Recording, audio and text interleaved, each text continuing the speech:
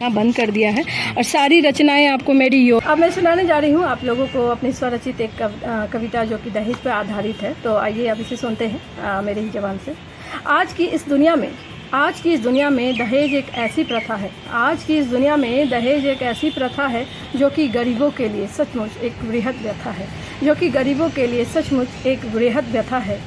गरीब व्यक्तियों के पास दहेज की रकम नहीं होती है, तब उनकी ही प्यारी सी बेटी घर में पड़ी चुपचाप रोती है। यदि किसी तरह से उनकी शादी हो भी जाती है, तब उनके ससुराल वालों द्वारा कभी रुलाई, कभी सताई तो कभी मार दी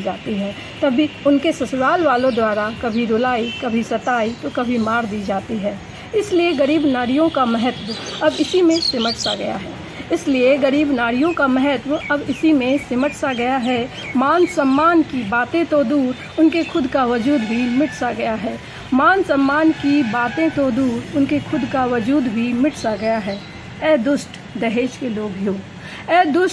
के लोभियों, तुम क्यों आज नारियों की ऐसी दुर्दशा करते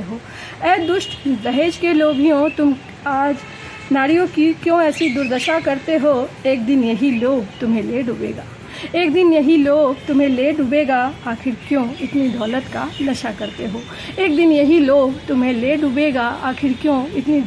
नशा करते हो? यदि तुम दौलत को पाने का इतना ही शौक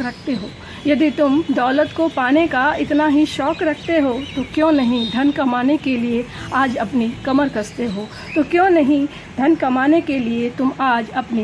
कसते हो? तो तुम आज वो अभी से ही संभल जाओ।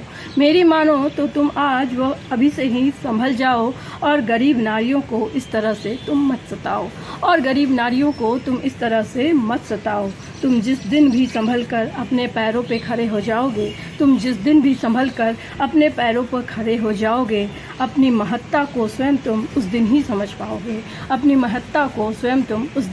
पाओगे। तो मैं इस कविता के माध्यम से उन खासकर जो अति कर जाते हैं, जो अत्यधिक की चाह में, लालसा में कुछ गलत कदम उठा जाते हैं, तो मैं वैसे दहेज लोभियों के बारे में कहना चाहूँगी कि दूसरे के धन पे क्या गुमान करना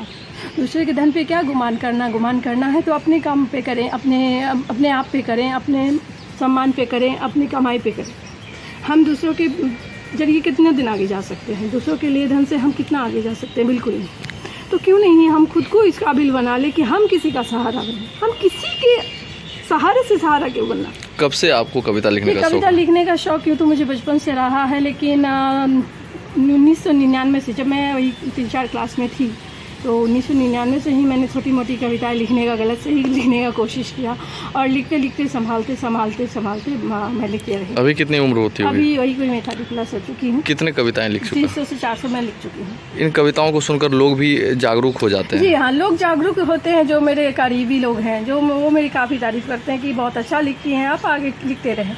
लेकिन उस तरह का मुकाम अभी तक मैं हासिल नहीं कर पाई हूँ कि जो मेरी रचनाएँ और मेरी शब्द और मेरी बातें एहसास के साथ लोगों को एहसास कराएं। क्योंकि बहुत लोग इसे बस शब्द और कविता मात्र मानकर पढ़ते हैं और फिर भूल जाते हैं। तो मैं ये भूलने के लिए नहीं लिखी हूँ, मैं इसलिए लिखती हूँ कि इस पर लोगों का कुछ प्रतिक्रिया हो, कुछ असर हो, और कुछ वो समझ सके कि क्या मैंने सही लिखा है, क्या मैंने सही कहा है। ये सिर्फ पढ़ने की चीज़ तो नहीं है, ये समझने की चीज़ है, ये जीवन में उतारने की चीज़ है।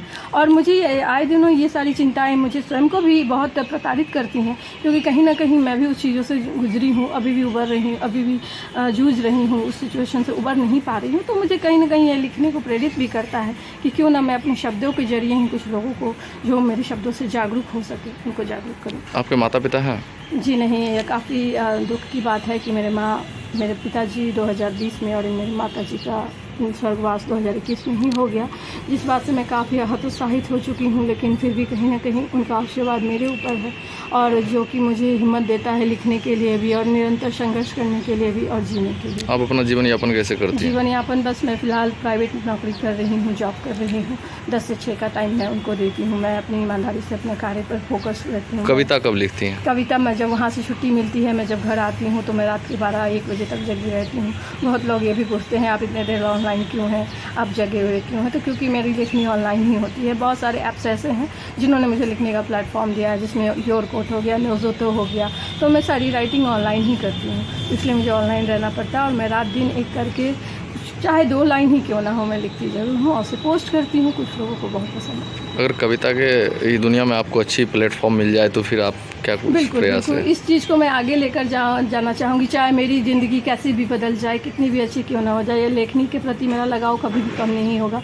मैं हमेशा चाहूँगी कि मैं कितनी भी व्यस्त रहूँ, मैं सारी व्यस्तताओं के बीच 2 पंक्तियों के लिए भी समय अवश्य ही निकालूँ और ऐसा कुछ लिखूँ जो लोगों में एक जोश भर दे, उमंग भर दे, एक नया सकारात्मक उनको आयाम दे कि हाँ, इन्होंने सही लिखा है, उन्होंने सही कहा है और हमेशा सही मार्ग पर चलने को उनको प्रेरित करें। क्या नाम हुआ आपका? मेरा नाम प्रिया सिन्हा हुआ, मैं पूर्णिया की निवासी हूँ। फिलहाल मैं एक जॉब में हूँ। प्रिया हालांकि बचपन से ही कविता को लिखने में काफ़ी शौकीन रही हैं। को शिक्षा, जागरूकता एवं दहेज प्रथा सहित अन्य कई चीज़ों का समावेश भी मिलेगा और इस कविताओं से ये लोगों को भी जागरूक करती रहती हैं। लोकल 18 पूर्णिया के लिए विक्रम झा।